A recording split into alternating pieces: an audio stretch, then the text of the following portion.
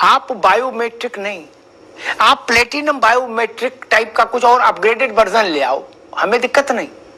लेकिन एक घोषणा ये तो करा दो अभी शाम को 6 बजे के बाद कि जो 27 काम है जिसमें लेटरिन साफ रखने से लेके जनगणना, बाल गणना, मतगणना, सारी गणनाएं हैं क्या, इन कामों से मास्टरों को अभी आजादी दी सरकार ने, ये घोषणा करा दो। हम कल बहस करेंगे कि अच्छा मान जाओ ऑनलाइन की बात सुन लो, आप करा दो। अमिताभ अग्निहोत्री इस काम में खड़े होंगे सरकार के साथ कि चलो भाई बायोमेट्रिक होगा, ये काम हटवा दो।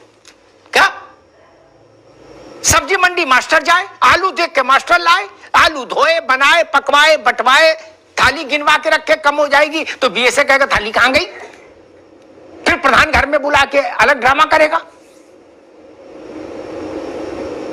बड़ी कठिन है डगर पनघट की। मैं ओपन ऑफर दे रहा हूं, 27 किस्म के नॉन एजुकेशन काम है टीचरों के जिम्मे, उनको अभी तत्काल प्रभाव से सरकार रिवोक करे।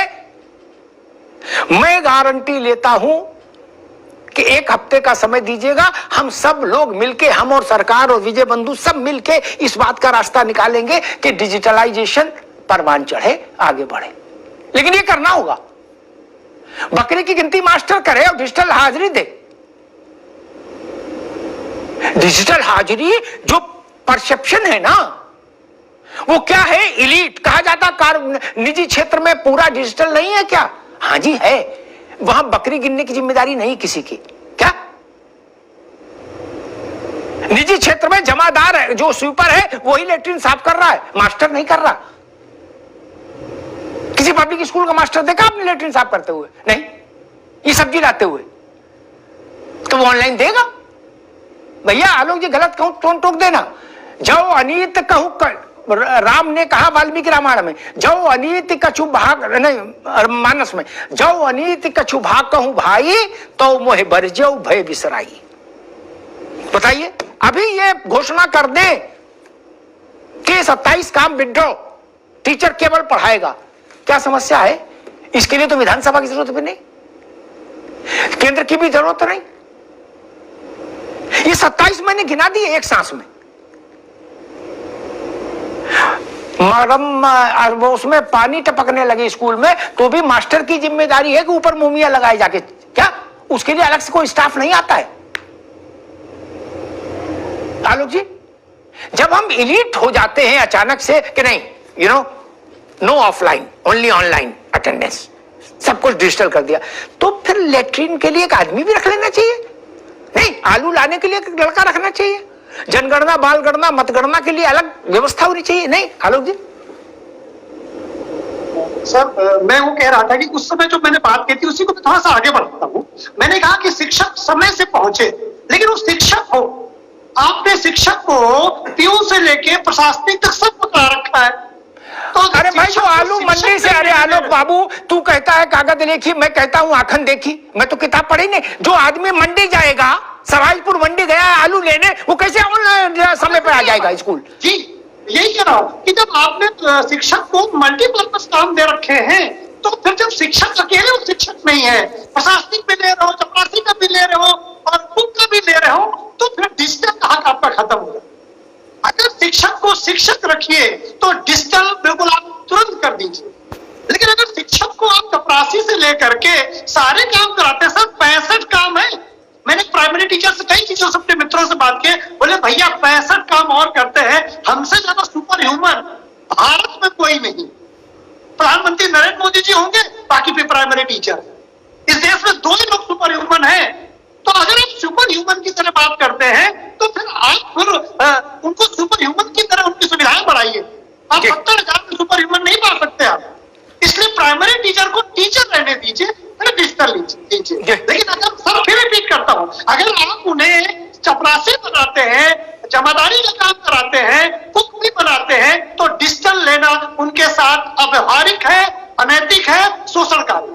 ठीक, मैं एक बात नहीं समझ पाया, कहा जा रहा है कि डिजिटल में आपत्ति क्या?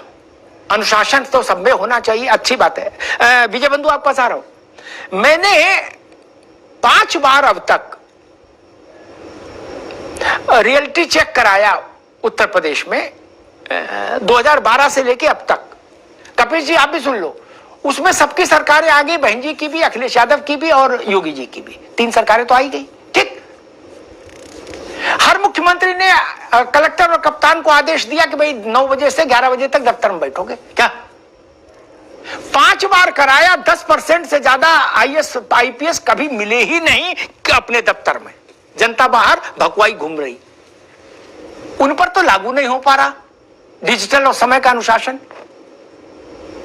मैंने घड़ी दिखा दी साहब के दफ्तर की कि देखो 10:30 बज गया, साहब नहीं है, उनकी तौलिया रखी है।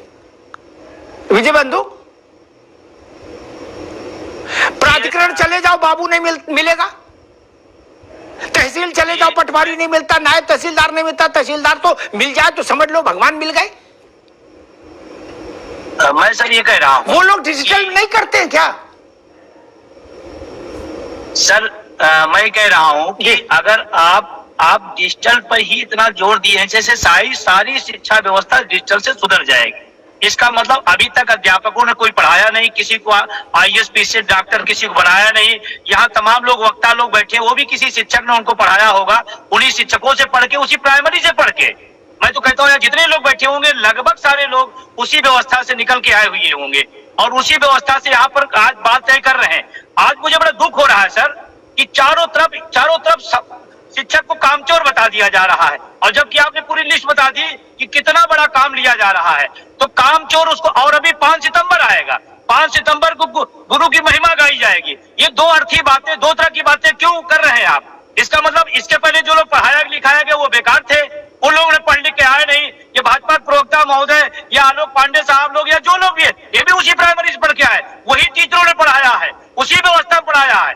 और आपसे मैं एक निवेदन करना चाहता हूँ, ऊपर से लेकर नीचे तक आपने एक व्यवस्था बना रखी है, फिर अगर जब आप डिजिटल करेंगे तो सीधे डीजी और टीचर, फिर बीच में व्यवस्था क्यों रखे हैं आप? बंद करिए सारी व्यवस्था, बीसीए, बीएसए, एआरसी, पीआरसी, दुनिया भर की व्यवस्था क्यों है? सब बंद कर दीजिए आप, सीधे टीचर और सीधे डीजी हमारे रहेंगे, बीच में कोई नहीं रहेगा, और बीच में कोई नहीं रहेगा शिक्षकों शोषण भी रुक जाएगा।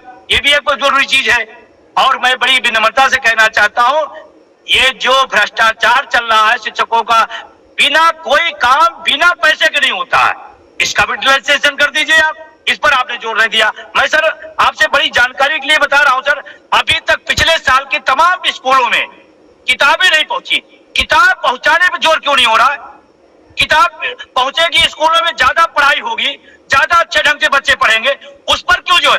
क्या यही एक फार्मूला है शिक्षा व्यवस्था सुधारने का, और कोई फार्मूला नहीं है क्या? ठीक है विजय बंधु। कपिल श्रीवास्तव, मुझे ग्राउंड की एक बात जाननी ये है कि सचिवालय, निदेशालय स्तर के जितने विभाग हैं वो कार्यालय हैं, प्राधिकरण, तहसील, आरटीओ का ये लाइसेंसिंग वाला जो डिवीजन है, ये जहां रजिस्ट्री होती है जमीन की, मकान की, वो दफ्तर, वहां सब जगह ऑनलाइन हो गया है क्या उत्तर प्रदेश में? सब लोग 10 घंटे अधिकारी से लेके बाबू चपरासी मिलते हैं डेस्क पर, ताकि जनता जाए तो उसको परेशान न होना पड़े। अमिताभ जी 95% ऐसा नहीं है, और मैं इसलिए कह रहा हूं कि जिन जिन लोगों का आपने नाम लिया है वो जब अपने सीट में मिल जाते हैं तो उस दिन लोग गोरक्षनाथ बाबा को प्रसाद चढ़ाते हैं कि चलो कम से कम मिल गए, हमने अपनी दिल की बात कही। एक बात आपके अनुमति से मैं कह रहा हूं, इन्होंने गुरु शिष्य परंपरा ही बदल के रख दी। जब स्कूल खुला तो एक आदेश फरमान आया था, तुगलकी फरमान जिसको कहते हैं, पूजन करेगा और वो सारी चीजें करेगा जो शिष्य किया करते थे अपने गुरु का। भारत में गुरु शिष्य परंपरा क्या रही है अमिताभ जी? हम लोगों ने अपने गुरुओं का चरण स्पर्श किया है, हमेशा उनका स्वागत किया है कि वो हमारा स्वागत करेंगे। आपने तो परिपाटी ही बदल के रख दी। और सुनिए, हकीकत की कहानी सुना रहे हैं। जब शिक्षक घर से निकाल के लाता है अपने यहाँ स्टूडेंट को बढ़ाने के लिए, क्योंकि ये भी उस पर प्रेशर है, तो घर वाले कहते हैं कि नहला दो, पोंछ दो, तो ले जाओ, क्योंकि तुम अपनी नौकरी बचा रहे हो। तुम अगर हमारा काम, जैसे ये बच्चे नहीं जाएंगे तो तुमको तो तनख्वाह भी नहीं मिलनी है। जब गार्जियन के दिमाग में यह बात आ जाए तो आप सोचिए कि गुरु की क्या महिमा है और गुरु की क्या परंपरा है। मैं डंके की चोट पे कहता हूं, डंके की चोट पर जितने कॉन्वेंट और प्राइवेट स्कूल्स हैं, उनके शिक्षकों से हायर क्वालिफाइड लोग जो हैं वो प्राइमरी में और जूनियर हाई स्कूल में हैं, गवर्नमेंट के। लेकिन आज उनकी उपयोगिता को दूसरा बना दिया गया। मैं ये नहीं कहता कि इसमें सिर्फ भारतीय जनता पार्टी की सरकार का दोष, लेकिन इन्होंने दोष बढ़ाया है, कम नहीं किया है। और जो आदर्श आप बता रहे हैं, ये आदर्श मुझे भी पता है, और न्यायिक विवेक कोई भी होगा वो कहेगा भैया शिक्षक का काम पढ़ाना है। बेरोजगारी इस हद पे है, आप आलू खरीदने का काम बेरोजगार को नहीं दे सकते। आप शौचालय साफ करने का के लिए जो है आप क्या संविदा पे कर्मी नहीं रख सकते, क्योंकि और मैं आपको बता दूं, शिक्षक जब स्टूडेंट्स के अनुसार आएगा, जाएगा, उठेगा, बैठेगा, और या फिर अधिकारियों के अनुसार आएगा, जाएगा, उठेगा, बैठेगा, और प्रधान हड़काएगा, क्लास लेते हैं प्रधान, बहुत दुख होता है। प्रधान जो है वो ब्लैकमेल करते हैं शिक्षकों को, और ये सबको पता है कि हमाम में क्या चीज है। और पहले क्या था हम लोग के समय में अमिताभ जी, कि प्रिंसिपल की इतनी हनक होती थी कि सारे लोग समय से आते थे, सारे लोग, ये राष्ट्रीय चरित्र था पहले। लेकिन जब चोर है की नजर से देखोगे और कहोगे कि ये चोर है, तो करेगा क्या? बद अच्छा बदनाम बुरा।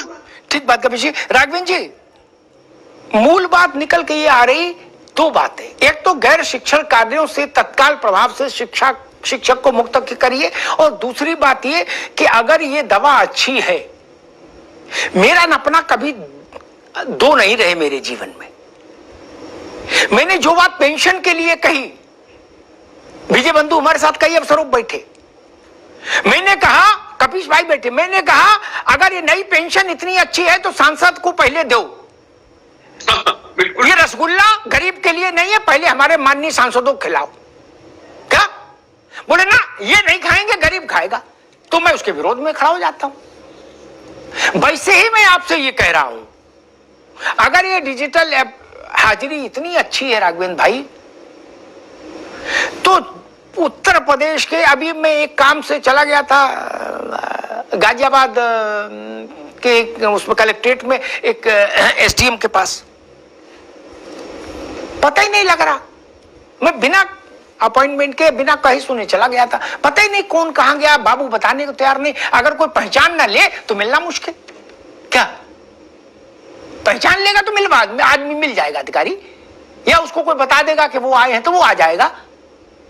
क्या वहां आप लोगों ने ये थर्मामीटर नहीं लगाया ऑनलाइन वाला, प्राधिकरणों में, तहसील में? और अगर आप कहते हो हां, तो मैं एक निवेदन करूंगा, वो कपीश जी का पक्ष की बात नहीं ना, विजय बंधु के,